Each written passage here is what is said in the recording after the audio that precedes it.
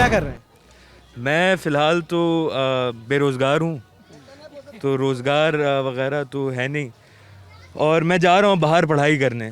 जैसे और यूक्रेन में लोग गए ना बाहर पढ़ाई करने, वैसे ही मैं भी जा रहा हूँ। अब वहाँ पे फंस जा सकता है, कोई मुश्किल नहीं, कोई पता नहीं, बस जा सकता है। फंसा जा सकता। आप कहाँ जाएंगे? लोग जैसे फंसे हुए हैं। मगर फंस गए ना बच्चे वहाँ पर। अच्छा ही समझ के ना गए थे। अब कोई भी बात हो सकती है। हाँ, कहीं भी कुछ भी हो सकता है। मदद होनी चाहिए ना, मदद होनी चाहिए ना। सरकार मदद नहीं कर रही। कहाँ कर रही है? अभी सरकार ने मंत्रियों को भेजा है। मंत्रियों की देखभाल होगी, उनको पानी पूछा जाएगा, या 20,000 लोग जो हैं उनको पानी पूछा जाएगा? ये बताइए। अब हाई लेवल नेता भेज रहे हैं, एक्सटर्नल अफेयर्स का क्राइसिस है, आपने जो है लॉ एंड ऑर्डर का मंत्री भेज दिया, और जो है सिविल एविएशन का मंत्री भेज दिया, उनसे तो काम जिम्मेदार प्रतिनिधि के तौर पे गए हैं। और अरे तो जयशंकर साहब को जाना चाहिए था। एक्सटर्नल अफेयर्स क्राइसिस है, जहाँ तक मैं जानता हूँ एक्सटर्नल अफेयर्स का क्राइसिस, आप भी बताइए, तो उनको जाना चाहिए था।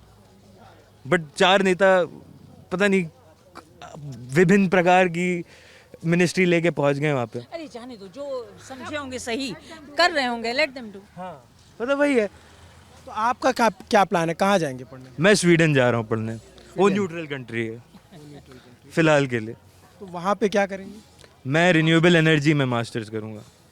ये क्या होता है, थोड़ा समझाइए दर्शकों को हमारे। रिन्यूएबल एनर्जी जो है वो सोलर विंड से एनर्जी बनाने का काम जो है वो होता है। उसमें अब जैसे कब तक आप जैसे पेट्रोल यहाँ पे भी बहुत महंगा है, तो सस्टेनेबिलिटी नहीं है ना। अब इतना तेल जला रहे हैं, दुनिया का जो है ग्लोबल वार्मिंग बढ़ रही है, तो हम उसके खिलाफ जो है पढ़ाई करने जा रहे हैं। जैसे इंडिया में बहुत कम एनर्जी इंजीनियरिंग की कोर्सेज़ हैं, बाहर पढ़ाई करने को है तो जा रहे हैं। फिर हम यूक्रेन वाले क्राइसिस पे आने की कोशिश करें, क्योंकि वहाँ पे बहुत सारे स्टूडेंट्स जो हैं वो बहुत परेशान हैं, तो वो लोग वहाँ पे मेडिकल करने, मोदी जी की टिप्पणी आई थी कि मेडिकल इंडिया में क्यों नहीं कर रहे हैं। इंडिया में मोदी जी ने कहा था, उन्होंने कब कहा? आप देखिएगा, कल परसों क्या आया उनका बयान कि इंडिया में करना चाहिए, पढ़ के इंडिया में करना चाहिए। बट देन वहाँ यूक्रेन में 25 लाख में हो रहा है मेडिकल, यहाँ पे आप पढ़ाई करिएगा तो सवा करोड़ रुपए आप में हमको ये बताइए कि ऐसी क्या वजह है कि लोग हायर स्टडीज के लिए बाहर जाते हैं, जो भी सक्षम। लैक ऑफ अपॉर्चुनिटीज़ हैं यहाँ पे, बहुत सिंपल सी बात है, लैक ऑफ अपॉर्चुनिटीज़ हैं। अब जैसे जो मैं खुद मैकेनिकल इंजीनियरिंग कर रहा हूँ, मेरे दोस्त हैं बहुत अच्छे हैं पढ़ाई में, उनका इंटरेस्ट है एविएशन में, ठीक है, लेकिन उनको ना हाल पूछेगा ना कभी डीआरडीओ पूछेगा, जब तक बस इंटरेस्ट शो करना। एविएशन का डीआरडीओ से क्या लेना है? मतलब डिफेंस, जैसे ड्रोन वगैरह का भी तो काम करती है डीआरडीओ। तो वो फ्लाइंग एविएशन में है या फिर ड्रोन में?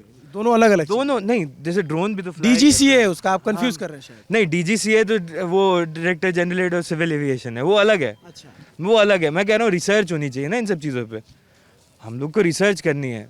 डीआरडीओ जो है वो रिसर्च ऑर्गेनाइजेशन है, हाल जो है वो प्रोडक्शन के लिए है, तो हाल में जो है लोगों को वो करना चाहिए ना, एम्प्लॉय करना चाहिए हम जैसे इंजीनियर्स को।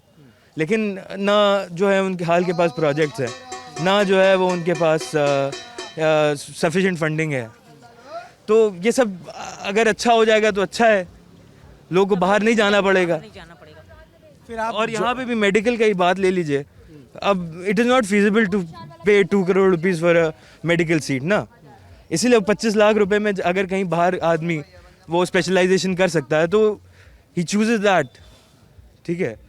मतलब जो टिप्पणी आई थी वो उसमें जो है वो उनके उस पर बात उठाई थी कि उनके क्वालिफिकेशन या वो लोग सक्षम नहीं थे इतने कि वो मेडिकल करें। वो तरह तरह की चीज़ें होती हैं, हर तरह का अपना अपना प्रोपोगेट किया जाता है, लेकिन उसमें अभी छात्र मुश्किल में है और उनको निकालने के लिए सरकार काम कर रही है, और सरकार से वो बहुत नाराज भी हैं, क्योंकि इंडियन एम्बेसी ने कई सारे बच्चे फंसे रहे और कई किलोमीटर उन्हें पैदल चलना पड़ा, जिससे उनकी नाराजगी भी दिखने को आ रही। कई हमारे पास मैसेज आते हैं, कोई बंकर में छिपा हुआ है, कहीं शेल गिर रहे हैं, कहीं कुछ, तो बहुत दिक्कत हो रही है। इसको और पहले करना चाहिए था, और आपको पहले लगता है? मतलब वही बात है ना कि कुछ स्टूडेंट जो बचे हुए हैं वो कहाँ के हैं, नाइजीरिया के हैं, कहाँ के हैं, कीनिया के हैं, और जो है वो जो निचले तबके के देश होते हैं, मैं कहना नहीं चाहता हूँ, लेकिन वही रियलिटी है, जिनके पास जो है मतलब इतने रिसोर्सेज नहीं है स्पेंड करने के लिए। तो आप फिर इंडिया भी उसी कैटेगरी में आ रही है, ये मुझे बहुत ख़राब लगा।